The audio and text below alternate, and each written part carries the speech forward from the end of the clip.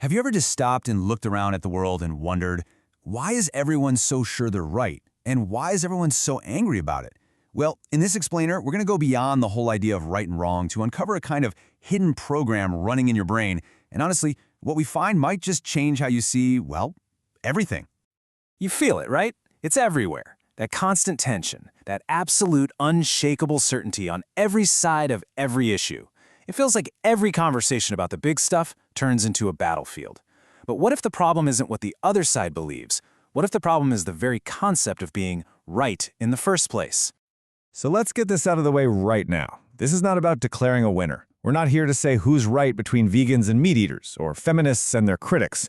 We're diving into something way deeper. The idea that our most fiercely defended beliefs, the ones that feel like facts, might actually be a kind of illusion. Okay, to really wrap your head around this, we have to split truth into two different buckets. First, you've got objective truths. These are the laws of physics, the stuff the universe does whether we like it or not.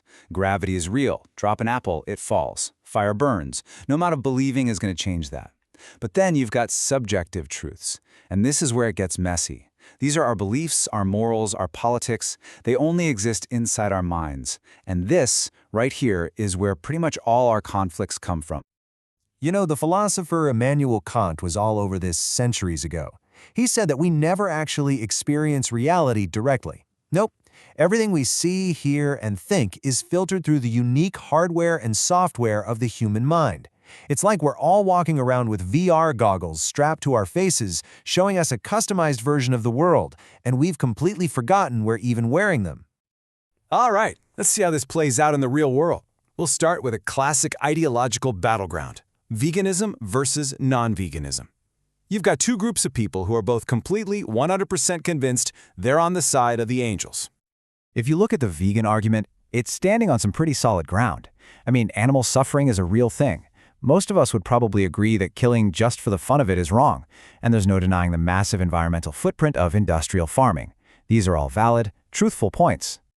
But then you flip the coin, and the other side has its own set of undeniable truths. Humans absolutely did evolve eating meat. It's in our biology. Animal protein is an incredibly efficient way to get nutrients. And for pretty much all of human history, hunting wasn't a moral choice. It was just survival.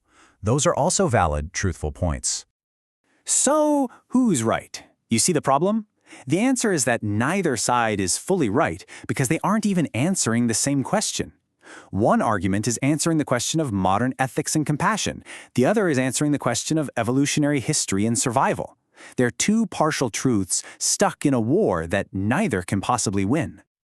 Let's try another one, a real minefield this time. Feminism versus its critics.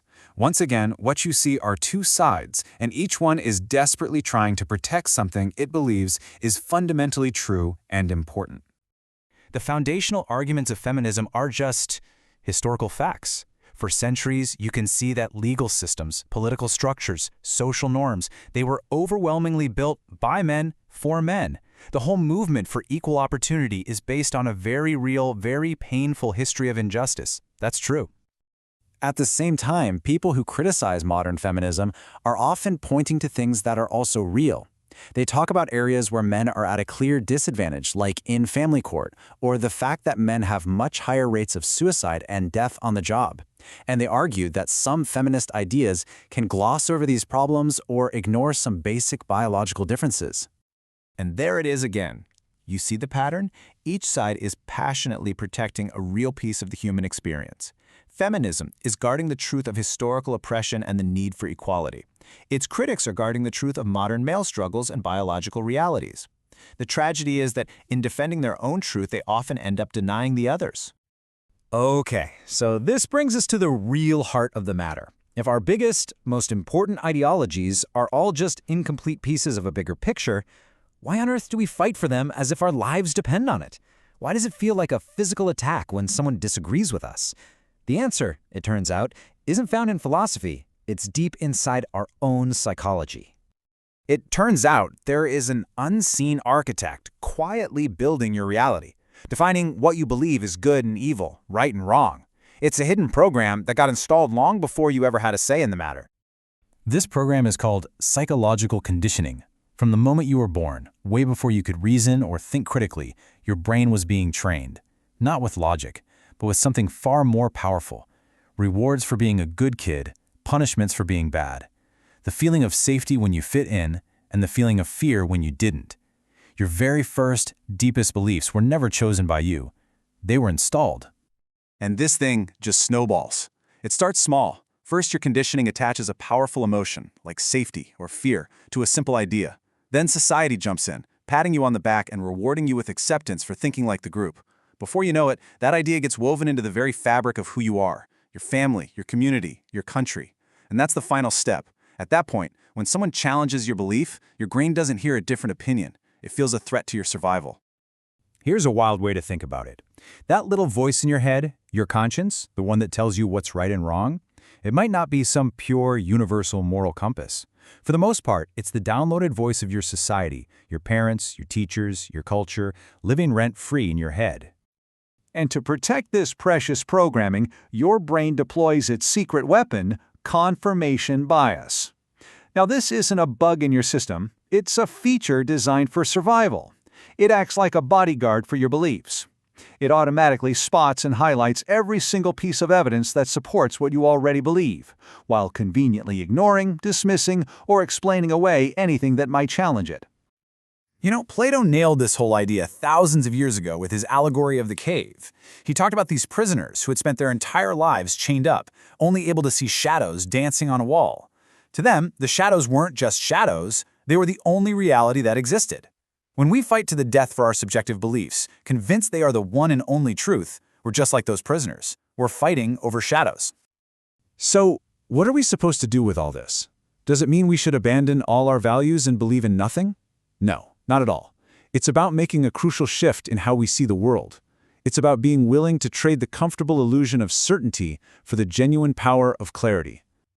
Think of it like this. The old lens, the one we're all born with, has one setting. I am right. It's simple. It feels good. But it's fundamentally broken because it can't see the whole picture. The new lens is much more sophisticated.